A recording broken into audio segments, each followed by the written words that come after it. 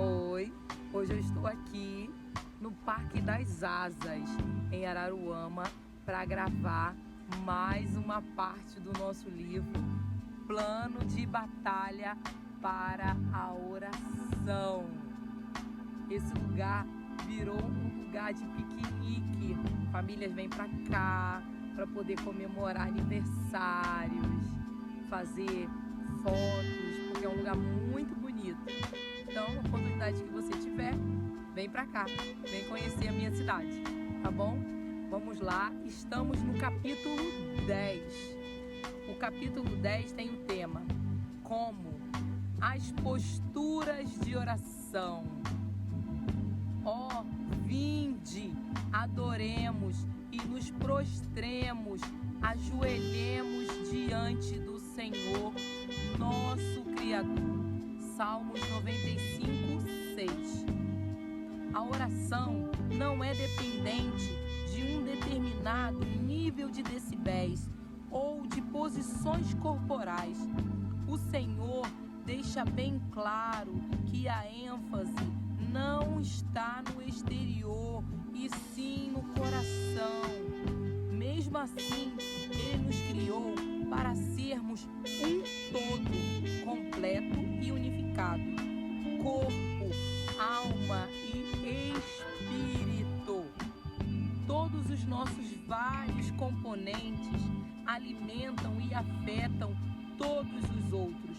Ouvimos falar de golfistas profissionais que estudam com treinadores para eliminar até mesmo pequenas alterações na sua postura ou na pegada, na esperança de cobrir uma distância maior ou ter maior controle em volta dos campos. Devemos estudar a palavra de Deus ainda mais para ver como a nossa postura pode intensificar a nossa oração. Curvar-se. Curvar-se, por exemplo, é uma expressão física de honra e lealdade. No segundo dos 10 mandamentos, uma advertência contra servir ou criar outros deuses, o Senhor disse: não te curvarás diante delas, nem as servirás. Êxodo 20, versículo 5. A ação de curvar-se é associada à adoração. Até mesmo o arqueamento de nossas cabeças comunica à nossa mente que estamos nos dirigindo àquele a quem prometemos nossa lealdade completa. Quando o Senhor desceu em uma nuvem em torno de Moisés no Monte Sinai, e Moisés se apressou e curvou a sua cabeça na terra e adorou. Êxodo 34, 8. O rei Davi, séculos mais tarde, disse: mas quanto a mim, eu adorarei em direção ao teu santo templo. Salmos 5, 7. Curvar-se é uma postura adequada de oração. Muitas outras referências bíblicas falam sobre cair de joelhos em oração.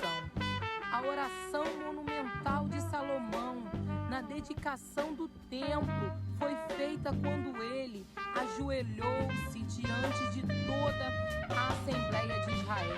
2 Crônicas 6,13. Daniel, mesmo correndo o risco de morte por desafiar a ordem do rei ao orar a qualquer outra pessoa que não o próprio rei, 3 vezes por dia se ajoelhava e orava na janela aberta de sua casa, agradecendo ao seu Deus. Daniel 6,10. E um dia ficamos sabendo que todo joelho se dobrará diante de Cristo, no céu e na terra e debaixo da terra. Filipenses 2,10. Mesmo os joelhos daqueles que se recusaram a curvar-se diante dele, prostrar-se, às vezes curvar nossas cabeças ou curvar-nos sobre os nossos joelhos ainda não chega obriga a refletir a devoção que nós pretendemos. Quando Esdras, o sacerdote, fez a leitura pública da lei durante toda uma manhã para os exilados que retornaram de Jerusalém, eles adoraram o Senhor, prostrados, rosto em terra. Neemias 8:6. Jesus, agonizando no jardim do Getsêmani, antes de sua tortura e morte, prostrou-se com o rosto em terra e orou. Mateus 26:39. E quando João o viu mais tarde, em sua forma ressuscitada e glorificada, como foi descrito na revelação do apóstolo na ilha de Patmos, ele admitiu que caiu aos seus pés como morto, totalmente prostrado diante do poder de Deus. Apocalipse 1:17. No entanto, assim como a oração muitas vezes nos leva para mais perto do chão, em uma prostrada rendição, ela também nos puxa para cima, erguendo-nos de uma existência terrena. Mãos erguidas. Muitas orações das Escrituras foram feitas com as mãos erguidas. A ideia de juntar as mãos, embora seja significativa, é recente na história, mas a Bíblia realmente fala sobre elevar as mãos. Que a minha oração seja colocada diante de ti como um incenso, e o levantar das minhas mãos como um sacrifício da tarde. Salmo 141:2. Paulo diz: quero, pois, que os homens orem em todo lugar, levantando as mãos santas, sem ira, nem dúvida. 1 Timóteo 2:1. Salomão e Esdras, os quais mencionamos anteriormente, oraram de joelhos e levantaram as suas mãos ao mesmo tempo, em uma posição de adoração física, total e louvor. Olhos erguidos. Apesar de fechar os olhos ser uma boa maneira de limitar as distrações e manter o foco na oração, uma postura comum na Bíblia era elevar os olhos ao céu, assim como Jesus olhou para cima antes de orar junto ao túmulo de Lázaro. João 11:41. Ou quando, olhando para o céu, ele abençoou os 5 pães e 2 peixes antes de multiplicá-los para uma multidão de 5.000 pessoas. Lucas 9:16. Silêncio.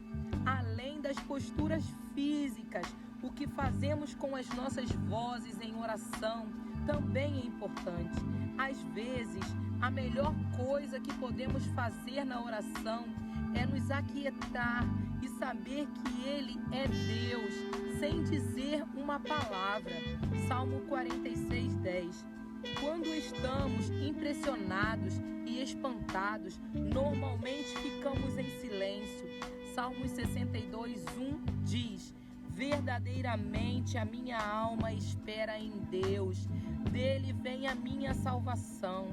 Salmos 4:4. Também fala sobre silenciar-se. Ao deleitar-se, reflitam nisso e aquietem-se. Quando a Bíblia descreve Ana em angústia, enquanto orava a Deus para dar-lhe um filho, Ana orava silenciosamente. Seus lábios se mexiam, mas não se ouvia a sua voz. 1 Samuel 1:13. Ninguém ouvia a sua oração silenciosa, apenas Deus, e ele respondeu-lhe a oração.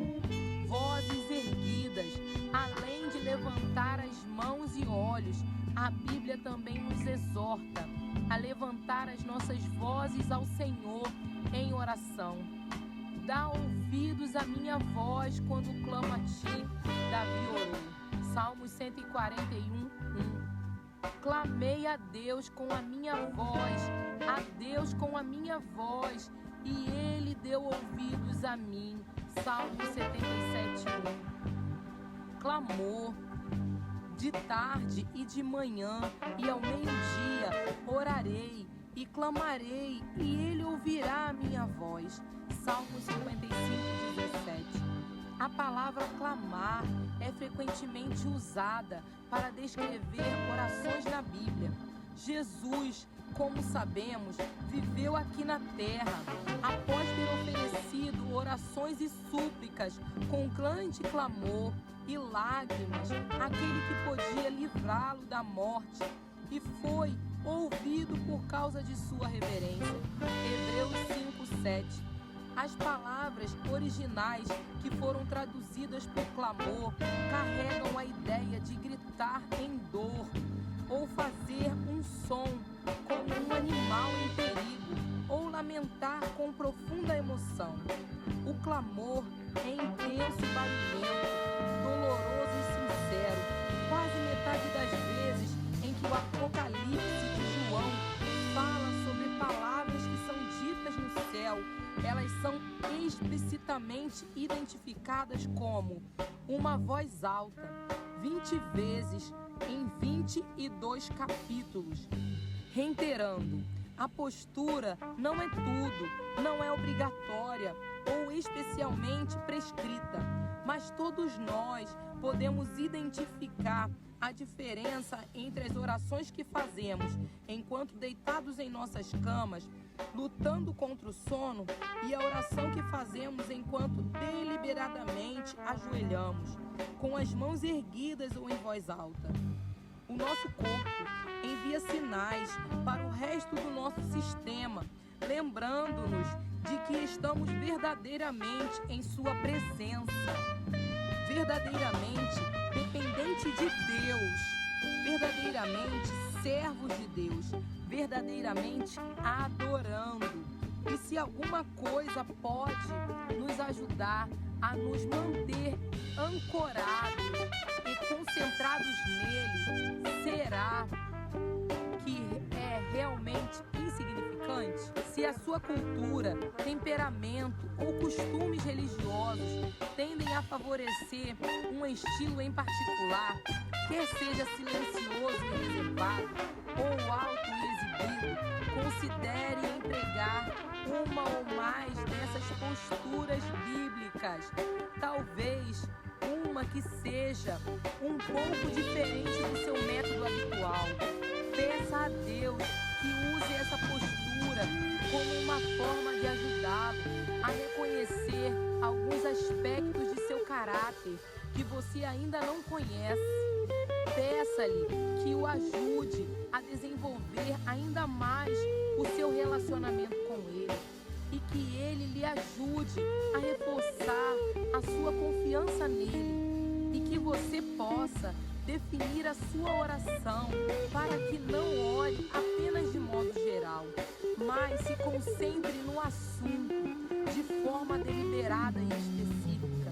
Pequenos ajustes podem sempre produzir alterações substanciais e resultados. Senhor, usa tudo que é meu, minhas mãos, meus olhos, meus pés, minha voz.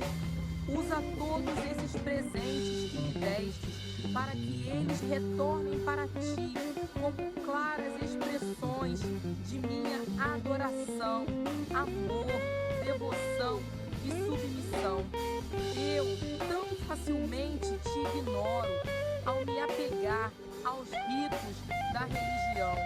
Senhor, transforma minha postura de oração para até mesmo ajudar a manter concentrada a minha mente distraída e para abrir os meus ouvidos à tua voz. Esse é o final da oração. Vamos orar de qualquer forma, em pé, de joelhos, com as mãos erguidas, de olhos abertos, com os olhos fechados. O importante é orar. Expresse a sua adoração ao Senhor. Expresse o seu louvor ao Senhor. Eu tenho uma amiga chamada Cida, que é deficiente visual, e ela ora tão fortemente ela levanta os braços, ela grita, ela fala. É uma maneira tão espontânea, tão bonita de orar ao Senhor, que eu fico admirada. Eu agradeço muito a Deus pela vida dela. Então, assim, olha ao Senhor, expresse ao Senhor com os braços, com as pernas, pule, cante, grite, se for necessário. Tem horas que precisamos gritar na oração, não para que o Senhor escute, mas para tirar. Às vezes temos algumas mágoas dentro de nós e às vezes precisamos ir numa praia, gritar, para que isso saia dentro da gente. Ore, fale com o Senhor, não deixe de clamar, não deixe de orar, não deixe de pedir. Peça ao Senhor, porque Ele te responde, Ele ouve. Vamos orar para agradecer ao Senhor. Não esqueça, curte, compartilha e se inscreva no nosso canal se você ainda não se inscreveu. Vamos orar. Senhor, te apresento, Pai, a cada um, Pai, que está acompanhando a leitura conosco. Te apresento, Pai, as nossas vidas nas Tuas mãos. Te apresento, Pai, os nossos sonhos. Te apresento, Pai, os nossos planos. Tudo está nas Tuas mãos, Pai. Que se realizem conforme a Tua vontade e o Teu querer. Que a Tua vontade seja maior do que a nossa. Te entregamos a nossa vida e a nossa família, em nome de Jesus. Amém. Amém. Que o Senhor abençoe a tua casa e a tua vida, em nome de Jesus. Amém. Tchau. Até o próximo dia de leitura.